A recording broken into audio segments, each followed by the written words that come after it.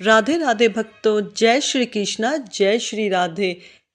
शिव सृजन है, विनाश भी शिव, मंदिर है, शमशान भी शिव, आदि है, अनंत भी शिव। हर हर महादेव, जय भोलेनाथ। पौराणिक कथाओं के अनुसार अमरावती नगर में एक धनी व्यापारी रहा करता था। दूर दूर तक उसका व्यापार फैला हुआ था। नगर में उस व्यापारी का सभी लोग बहुत मान सम्मान करते थे। इतना सब कुछ होने पर भी वह व्यापारी मन से बहुत दुखी रहा करता था, क्योंकि उस व्यापारी का कोई भी पुत्र नहीं था। दिन रात बस उसी चिंता में लगा रहता था। उसकी मृत्यु के बाद उसके इतने बड़े व्यापार और धन संपत्ति को कौन संभालेगा। पुत्र प्राप्ति की इच्छा से वह व्यापारी हर सोमवार को शिव जी की पूजा व्रत करता था। सायकाल को वह व्यापारी शिव मंदिर में जाकर भगवान शिव के सामने घी का दीपक भी जलाता था।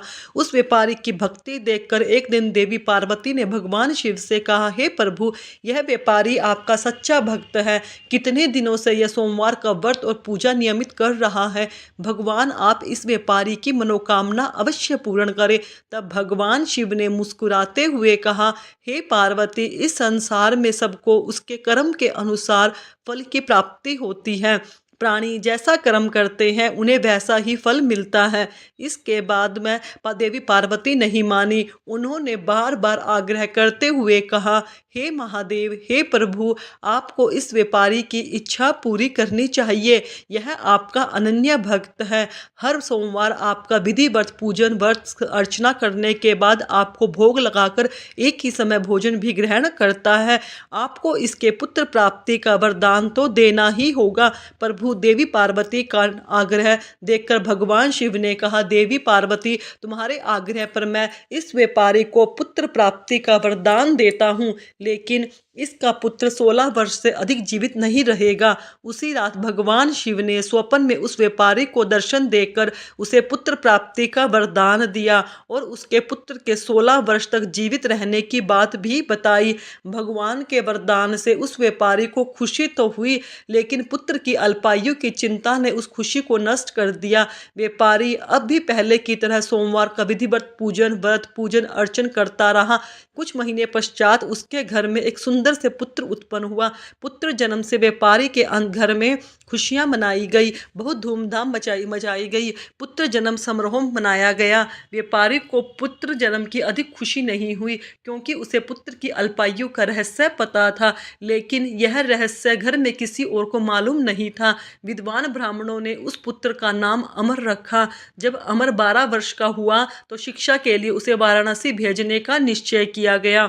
व्यापारी ने अमर के मामा दीपचंद को बुलाया और कहा कि अमर को शिक्षा प्राप्त कराने के लिए वाराणसी छोड़कर आओ। अमर जब अपने मामा के साथ शिक्षा प्राप्त करने के लिए चल दिया।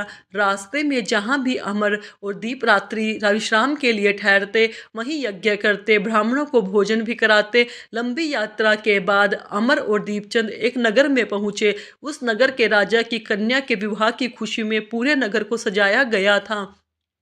निश्चित समय पर बारात आ गई, लेकिन वर का पिता अपने बेटे की एक आंख से काना होने के कारण बहुत चिंतित था। उसे इस बात का भय सता रहा था कि राजा को इस बात का पता चलने पर कहीं वह विवाह करने से इनकार ना कर दे, इससे उसकी बदनामी होगी। वर के पिता ने अमर को देखा तो उसके मस्तिष्क में एक विचार आया। उसने सोचा, क्यों ना इस लड़के को दुल्हा बनाकर राजकुमारी से विवाह करा दूं। विवाह के बाद इनको धन देकर विदा कर दूंगा और राजकुमारी को अपने नगर ले जाऊंगा। वर के पिता ने इस संबंध में अमर और दीपचंद से बात की। दीपचंद ने धन मिलने के लालच में वर के पिता की बात स्वीकार कर ली। अमर को दूल्हे के वस्त्र पहनाकर राजकुमारी चंद्रिका से विवाह करा दिया गया। राजा ने बहुत धन देकर राजकुमारी को विदा किया। अमर जब लौट रहा तो सच नहीं छिपा सका और अपने राजकुमारी के दुपट्टे पर लिख दिया कि राजकुमारी चंद्रिका, तुम्हारा विवाह तो मेरे साथ हुआ है। मैं तो वाराणसी में शिक्षा प्राप्त करने के लिए जा रहा हूँ। अब तुम्हें जिस नवयुवक की पत्नी बनना पड़ेगा वह कान्हा है। जब राजकुमारी ने अपने दुपट्टे पर लिखा हुआ पढ़ा तो उसके कान्हा लड़के के साथ जाने से इनकार कर दिया। राजा ने सब बातें जानकर राजकुमारी को महल में रख लिया। उधर अमर अपने मामा दीपचंद के साथ वाराणसी पहुंच गया। अमर ने गुरुकुल में पढ़ना प्रारंभ कर दिया। जब अमर की आयु 16 वर्ष की हुई, उसके एक यज्ञ किया। यज्ञ की समाप्ति पर ब्राह्मणों को भोजन कराया और खूब अन्न के वस्त्र दान किए। रात को अमर अपने शयन कक्ष में सो गया। शिवजी के वरदान के अनुसार शयन अवस्था में ही अमर के प्राण पखेरु उड़ गए। सूर्योदय पर मामा अमर को मृत देखकर रोने पीटने लगा। आसपास के लोग भी एकत्रित होकर दुख प्रकट करने लगे। मामा के रोने का विलाप करने के स्वर समीप से गुजरते हुए भगवान शिव और माता पार्वती ने भी सुने। तब माता पार्वती ने भगवान से कहा, प्राणनाथ, मुझे इसके रोने का स्वर सहन नहीं हो रहा है। आप अब व्यक्ति की कष्ट को अवश्य दूर कीजिए। भगवान शिव ने देवी पार्वती के साथ अदृश्य रूप में जाकर अमर को देखा तो पार्वती जी से बोली, देवी, यह तो उसी व्यापारी का पुत्र है जिसे मैंने 16 वर्ष आयु का वरदान दिया था। आज इसकी आयु तो पूरी हो गई है। देवी पार्वती ने फिर भगवान शिव से निवेदन किया, हे प्राणनाथ, आप इस लड़के को जीवित कर दीजिए, नहीं तो लड़के के माता पिता मृत्यु के कारण रो रो कर अपने प्राणों का त्याग कर देंगे। इस लड़के का पिता तो आपका परम भक्त है, वर्षों से सोमवार का व्रत करते हुए उसको आपको भोग लगा रहा है। माता पार्वती के बार बार आग्रह करने पर भगवान शिव ने उस लड़के को जीवित होने का वरदान दे दिया। कुछ ही क्षणों में वह जीवित होकर उठ बैठा। फिर शिक्षा समाप्त कर अमर मामा के साथ अपने नगर की ओर चल दिया। दोनों चलते हुए उसी नगर में पहुंचे जहां अमर का विवाह हुआ था। उस नगर में भी अमर ने यज्ञ का आयोजन किया। समीप से गुजरते हुए नगर के राजा के यज्ञ का आयोजन देखा। तब राजा ने अमर को तुरंत पहचान लिया। यज्ञ समाप्त होने पर राजा अमर उसके मामा को महल में ले गया। कुछ दिनों उन्हें महल में रखकर बहुत सारा धन वस्त्र देकर राजकुमारी के साथ विदा कर दिया।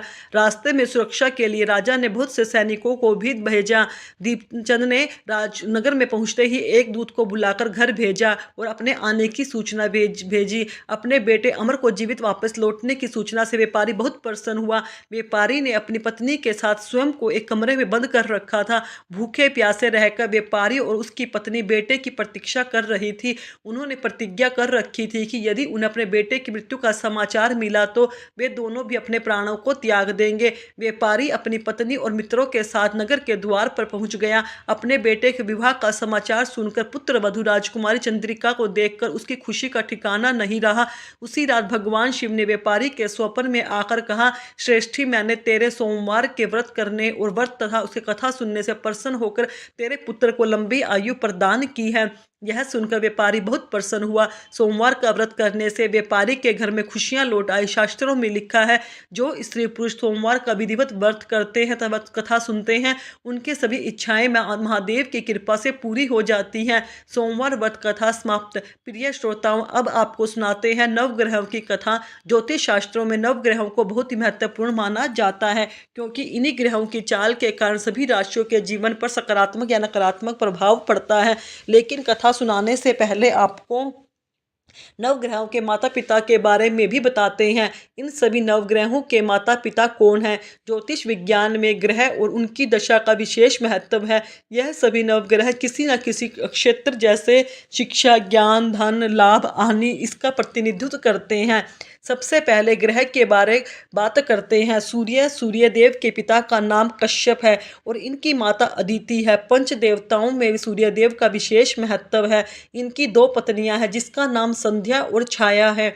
शनिदेव भगवान सूर्य के पुत्र हैं और यमराज और देवी यमुना भी इनकी संतान है।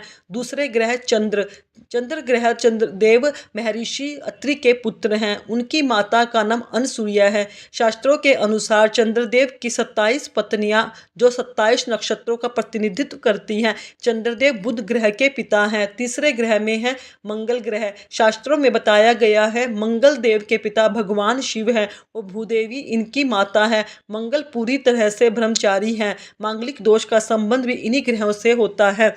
चौथा ग्रह बुध ग्रह। बुध देव के पिता चंद्र और देवी तारा इनकी माता का नाम है। बुध देव को समस्त वेद और शास्त्रों का ज्ञान देव गुरु बृहस्पति से प्राप्त हुआ था। इनकी पत्नी का नाम इला है। चंद्रवंश का प्रारंभ भी इन्हीं से हुआ था। चौथे ग्रह है बृहस्पति देव गुरु। बृहस्पति के पिता महर्षि अंगिरस हैं। स्वरूपा इनकी माता का नाम है। इनकी पत्नी का नाम तारा है। महाभारत काल में मुख्य भूमिका निभाने वाले गुरु द्रोणाचार्य इनके पुत्र माने जाते हैं। शास्त्रों में इन्हें देवगुरुओं का भी गुरु बताया गया है।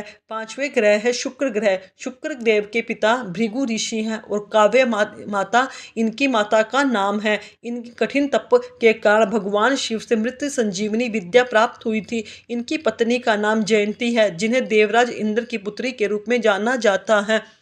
छठे ग्रह है शनि ग्रह। शनिदेव भगवान सूर्य के पुत्र हैं और इनकी माता का नाम छाया है, लेकिन शनि का स्वभाव अपने पिता के गुणों के बिल्कुल विपरीत है। शनिदेव कर्मों के अनुसार फल प्रदान करते हैं और इनकी पत्नी का नाम धामिनी सातवें ग्रह है। सातवें आठवें ग्रह के रूप में भी राहु और केतु को जाना जाता है, जो कि समुद्र मंथन के समय तक अमृत पान करने से पहले तक स्वर भानु था, जिसके पिता का नाम विपचित है और माता का नाम सिंगी का है। राहु की दो पत्नियां हैं, जिनका नाम नागवल्ली और नागकणी है। इनका वाहन काले अश्व वाला रथ है। वही स्वर भानु दैत्य के धड़ के केतु उत्पन्न हुए थे, जिनका वाहन चील है। यह तो था सभी नवग्रहों का परिचय। अब सुनिए नवग्रहों की कहानी।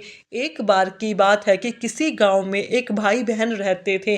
बहन का विवाह हो चुका था, तो एक दिन भाई अपनी बहन से मिलने के लिए उसकी ससुराल जा रहा था। रास्ते में भाई को एक सांप मिला और कहने लगा, मैं तुम्हें डसूंगा। भाई बोला, नाग देवता, मैंने ऐसा कौन सा अपराध किया है जो आप मुझे डसने आए हो? आप मुझे क्यों डसना चाहते हो? तब सांप बोला, तुम्हारे 9 ग्रह की दशा लगी है, इसलिए मैं तुम्हें डस लूंगा। जब सांप किसी भी तरह राजी नहीं हुआ तो वह बोला कि ठीक है, अपनी बहन के घर उससे मिलने जा रहा हूँ, जब मैं वापस आऊँगा तब मुझे डस लेना। सांप बोला, क्या पता तुम वापस आते समय इस राह पर आओ या ना आओ, मैं तुम्हें अभी डसूंगा। तब वह लड़का बोला कि ठीक है, तुम ऐसा करो, मेरे इस थैले में बैठ जाओ, जब मैं अपनी बहन से मिलकर वापस आऊँगा तब तुम मुझे डस लेना। सांप ने उसकी बात मान ली, थैले में बैठ गया। लड़के ने ऊपर से बेलपत्तर ढक दिए ताकि वह किसी को दिखाई ना दे, फिर अपनी बहन के घर पहुँच गया। बहन उस समय 9 ग्रहों की कहानी कह रही थी। उसने भाई को आया हुआ देखकर भाई से कहा कि भाई तुम बैठो, पहले 9 ग्रह की कहानी कह लूँ, तुम बैठो और मेरी कहानी सुनो। बहन ने कहानी कही, भाई ने कहानी सुनी। जीवों की, जानवर की, हाथी की, घोड़े की, कुत्ते की, बिल्ली की, भाई की, बहन के, घर के धनी की, बेटी की, जमाई की, देवरानी जिठानी की, सास ससुर की, संग की सहेलियों की, सबके ग्रह शांत हो जाइए।